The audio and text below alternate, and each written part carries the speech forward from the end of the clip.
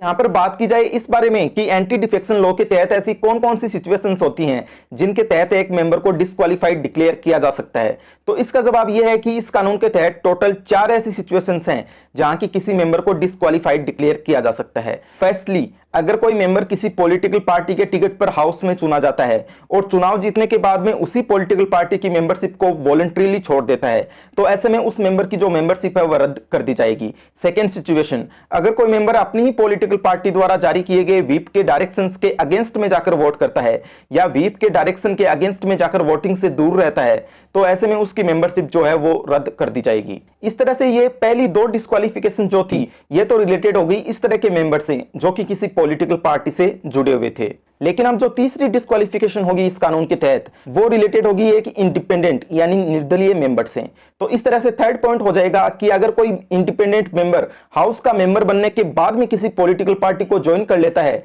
तो भी उसकी जो मेंबरशिप है वो रद्द कर दी जाएगी। इसके बाद चौथा और लास्ट पॉइंट रिलेटेड होगा नॉमिनेटेड मेंबर से। ये इस तरह के मेंबर्स होते हैं जो कि चुनाव जीतकर हाउस का मेंबर नहीं बनते बल्कि सीधे ही हाउस में नॉमिनेट या मनोनीत कर दिए जाते हैं। इस तरह के नॉमिनेटेड मेंबर्स को 6 महीने का समय दिया जाता है कि वह हाउस का मेंबर बनने के 6 महीने के भीतर भीतर किसी पॉलिटिकल पार्टी को ज्वाइन कर सकते हैं। लेकिन ये 6 महीने गुजर जाने के बाद में अगर वह किसी पॉलिटिकल पार्टी को ज्वाइन करते हैं तो फिर ऐसे में उनकी जो मेंबरशिप है वो रद्द की जा सकती है इस कानून के तहत। तो इस तरह से आप देख सकते हैं कि एंटी डिफेक्शन लॉ के अंतर्गत टोटल 4 ऐसी सिचुएशन हैं जहां की किसी मेंबर को डिस्क्वालीफाइड डिक्लेयर किया जा सकता है। इन 4 में से पहली 2 सिचुएशन तो रिलेटेड थी इस तरह के मेंबर से जो कि किसी पॉलिटिकल पार्टी के टिकट पर चुनाव लड़कर जीत कर आए थे, और उसके बाद तीसरी सिचुएशन रिलेटेड थी इंडिपेंडेंट या निर्दलीय मेंबर से, और चौथी और अंतिम सिचुएशन रिलेटेड थी नॉमिनेटेड मेंबर से। इस तरह से अगर इन 4 पॉइंट्स को आप ध्यान में रखेंगे तो आपको ये ध्यान में रह जाएंगे बहुत ही आसानी से।